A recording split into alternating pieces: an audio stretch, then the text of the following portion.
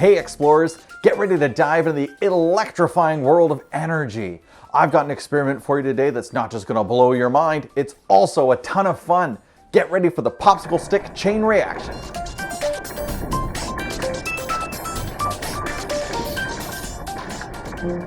Everything around us is powered by energy, whether it's the light from the sun, the electricity in our homes, or the energy in our own bodies. It's all around us. Since we're going to be taking a look at chain reactions, we should probably take a look at one of the rules of thermodynamics.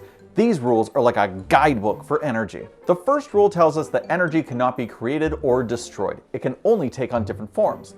Kind of like a superhero who never disappears, but just changes outfits. Energy has two different forms that it can take: potential and kinetic. Potential energy is like stored up energy waiting to do something. Kind of like if you have a bouncy ball raised in the air, it has potential energy to drop and bounce as soon as you let go.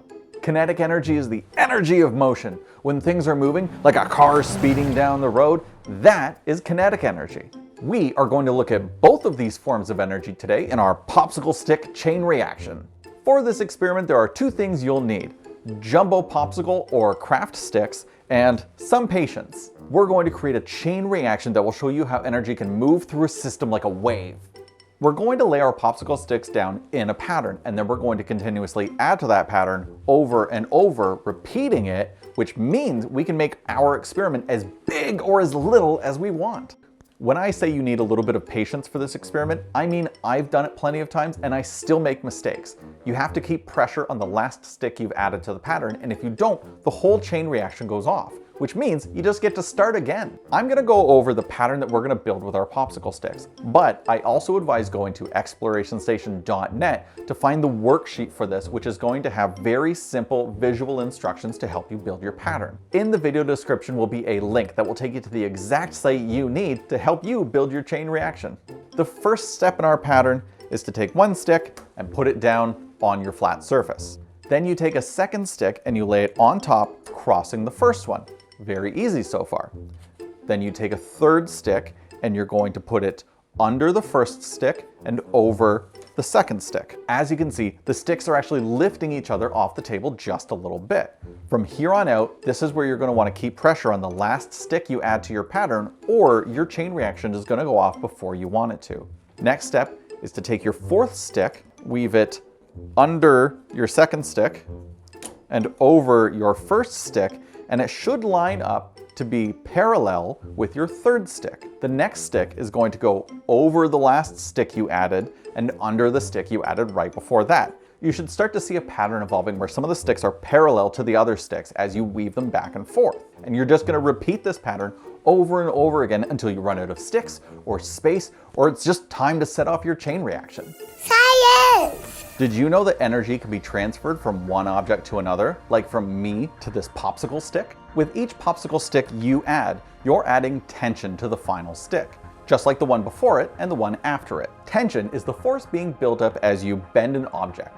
And because wood is elastic, there's also compression being built up as well, which is the springing force as the wood snaps back to its original position. It's like passing the torch in a relay race. As soon as you release the tension on the final stick you added, the compression bends it back into place, and then the tension is released from the next stick, which the compression bends it back into place and releases the tension from the next stick, and so on and so on and so on. This is why it's called a chain reaction. It's like links in a chain that affect each other, one after the other. Energy gets handoff and the chain reaction begins. I'm just gonna add a few more sticks here. Again, carefully repeating my pattern, not releasing the tension on the last stick I added. Instead, just carefully putting them all together, keeping our pattern nice and tight. But you can definitely feel the tension as you build this up. I really have to keep my hand down or this whole thing's gonna go.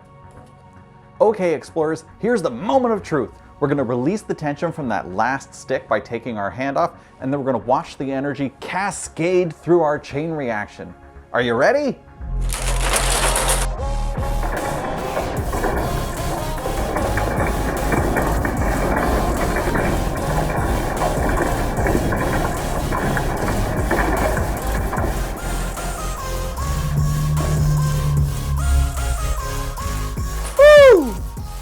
Yes!